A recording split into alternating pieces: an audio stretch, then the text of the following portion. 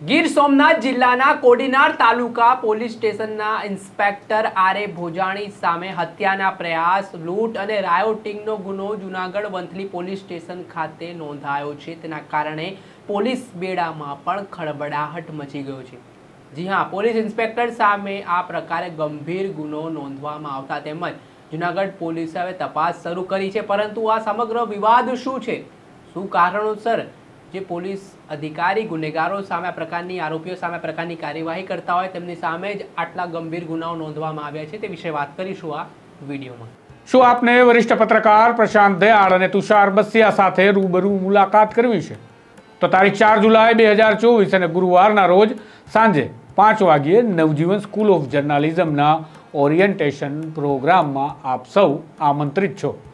Navjivan school of journalism શું છે, પત્રકારત્વનો અભ્યાસક્રમ શું છે, પત્રકારત્વ શું છે અને પ્રશાંત દયાળનું પત્રકારત્વ કેવું રહ્યું તેમના સફર વિશે પણ થોડી ઝાંખી મેળવીશું। સાથે જ નવજીવન સ્કૂલ ઓફ જર્નાલિઝમના ભૂતકાળના વિદ્યાર્થીઓ સાથે પણ રૂબરૂ થવાનો, વાતો સાંભળવાનો અને સમજવાનો આ અવસર આપને મળશે। જો આપ આવવા ઈચ્છો છો, વધુ માહિતી જોઈએ છે તો આ મોબાઈલ નંબર 97 248 17 4 37 પર અવશ્ય રજીસ્ટ્રેશન કરાવી લેશો અને વધુ વિગતો મેળવી લેશો। નમસ્કાર દર્શક મિત્રો, નવજે ન્યૂઝમાં આપનું સ્વાગત છે। હું છું ફૈઝાન। ગીર સોમનાથ જિલ્લાના કોડીનાર પોલીસ સ્ટેશનના ઇન્સ્પેક્ટર ભોજાણી સામે જૂનાગઢના વંથલી તાલુકા પોલીસ સ્ટેશનમાં ગંભીર કલમો અંતર્ગત ગુનો નોંધવામાં આવતા ચકચાર મચી ગઈ છે અને આ ઘટનાથી પોલીસ બેડામાં પણ ખળબળાહટ મચી ગયો છે।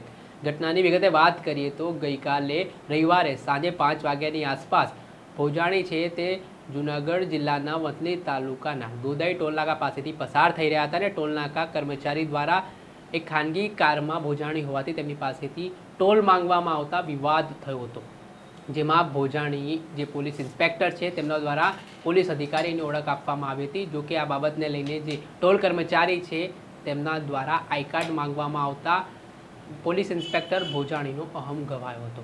એટલું જ નહીં, ત્યારબાદ ઉગ્ર બોલાચાલી થયા બાદ બબાલ થઈ હતી ને જેમાં આ જે ટોલ કર્મચારી છે રાજેશભાઈ આહિર તેમના દ્વારા વંથલી પોલીસ સ્ટેશન ખાતે ફરિયાદ નોંધાવવામાં આવી છે અને જે ફરિયાદમાં આરોપ કરવામાં આવ્યા છે કે પોલીસ ઇન્સ્પેક્ટર ભોજાણી દ્વારા તેમને ઢોર માર મારવામાં આવ્યો છે। આટલું જ નહીં, તેમની સાથે 3 અન્ય ગાડીઓ પણ હતી ને ગાડીઓમાંથી પણ લોકો દ્વારા જીવલેણ હુમલો કરવામાં આવ્યો છે। તેમજ પોલીસ ઇન્સ્પેક્ટર ભોજાણીએ પિસ્તોલ બતાડી છે અને મોબાઈલ ફોન પણ ઝૂંટવીને લઈ ગયા છે। આ બનાવના પગલે વંથલી તાલુકા પોલીસ સ્ટેશન ખાતે તાત્કાલિક આ બાબતે લઈને ફરિયાદ નોંધવામાં આવી હતી અને આ ઘટના બાદ પોલીસ ઉચ્ચ અધિકારીઓ પણ ઘટના સ્થળે દોડી આવ્યા હતા। જોકે આને લઈને જે જૂનાગઢના પોલીસ વડા છે ડૉક્ટર હર્ષદ મહેતા તેમના દ્વારા શું માહિતી આપવામાં આવી રહી છે તે સાંભળી લો। એક આજે લગભગ 4-4:30ની આસપાસ ગીર સોમનાથ જિલ્લાના કોડીનાર પોલીસ સ્ટેશનના પીઆઈ ભોજાણી આર એ ભોજાણી પોતાનો સ્કોર્પિયો લઈને ગાદોઈ ટોલનાકા વંથલી પાસે નીકળે છે અને ત્યાં એમને કોઈ સાથે માથાકૂટ થાય છે, ત્યાં ટોલનાકાના કર્મચારી સાથે। એ બાબતની રજૂઆત આવ્યા પછી પાછળથી જે રીતે ફરિયાદી રાજેશભાઈ અર્જણભાઈ છૈયા જે ત્યાંના મેનેજર છે એમણે ને આજે હાલ જે દાખલ થયા છે એમને ફ્રેક્ચર પણ થયેલું છે અને એમની પાસેનો મોબાઈલ પણ લઈ ગયા છે। એમણે આ પીઆઈની સાથે બીજી અન્ય 3 ગાડીઓમાં કુલ 20થી 22 લોકોએ દ્વારા હુમલો કરેલો છે અને આમાં આરોપી પોલીસ સ્ટેશનના પીઆઈ હોય। આ બાબતની ખૂબ જ ગંભીરતા લઈ અને તાત્કાલિક વંથલી પોલીસ સ્ટેશનના પીએસઆઈ શ્રી, વંથલી અને કેશોદ ડિવિઝનના ઇન્ચાર્જ ડીવાયએસપી શ્રી સ્થળ ઉપર તપાસ કરે છે અને આ બાબતની ઘટનાની ગંભીરતા લઈને અહીંયા જૂનાગઢ ખાતે ઝાંઝડા રોડ ઉપર હોસ્પિટલમાં બંને ભોગબનના દાખલ થયેલા છે।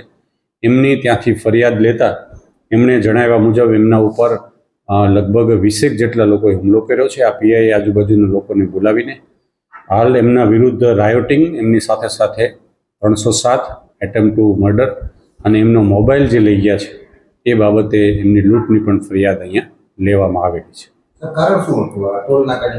સમગ્ર કારણ એવું છે કે હાલ જે રીતે આ ફરિયાદી રાજેશભાઈ બતાવે છે કે એમને જે ઓળખ કાર્ડ આપ્યાથી જે બોલાચાલી થઈ એના કારણે ત્યાં એમણે એટેક કર્યો ત્યાર પછી સાથે બધા સંયુક્ત રીતે એને સમાધાન કરવાની પણ ટ્રાય કરી અને પાછળથી એમણે માણસોને આ બોલાવી અને એમને હુમલો કર્યો છે. આ પ્રકારની હકીકત ફરિયાદીએ લખાવી છે અને એ મુજબ અહીંયા વંથલી પોલીસ સ્ટેશનમાં એમના વિરુદ્ધ રાયોટિંગ 307ની કલમ સાથે એફઆઈઆર દાખલ કરવામાં આવેલી છે અને નિયમાનુસાર પોલીસ આરોપી છે એટલે એમને પકડવા માટેની પણ ટીમો બાકીની જે ગાડીઓ છે હાલ જૂનાગઢ જિલ્લાની એલસીબી, એસઓજી અને સ્થાનિક જે પોલીસ સ્ટેશનના અન્ય ટીમો પાડી અને સ્કોર્પિયોની સાથે સાથે અન્ય જે ગાડીઓ કઈ હતી, એ કઈ બાજુ ગયેલી છે, ક્યાંથી આવેલા હતા, એ આરોપીઓને પકડવા માટેની હાલત.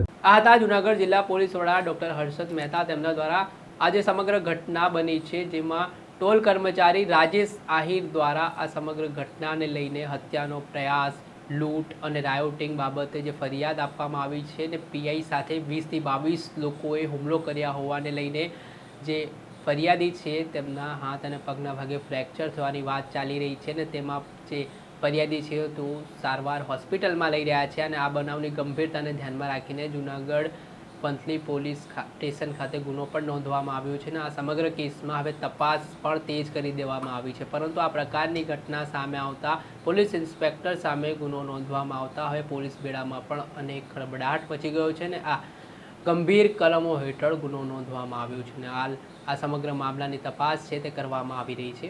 દર્શક મિત્રો, ત્યાર સુધીમાં બસ આટલું. આવા નવા ક્રાઇમ સ્ટોરી સાથે આપણે માહિતગાર કરતા રહીશું. એટલે નવજીવન ન્યૂઝની ચેનલને આપ લાઈક કરો, સબસ્ક્રાઇબ કરો અને શેર કરવાનું ભૂલતા નહીં. નમસ્કાર. વૈષ્ણવજન તો તેને કહીએ જે પીડ પરાઈ જાના.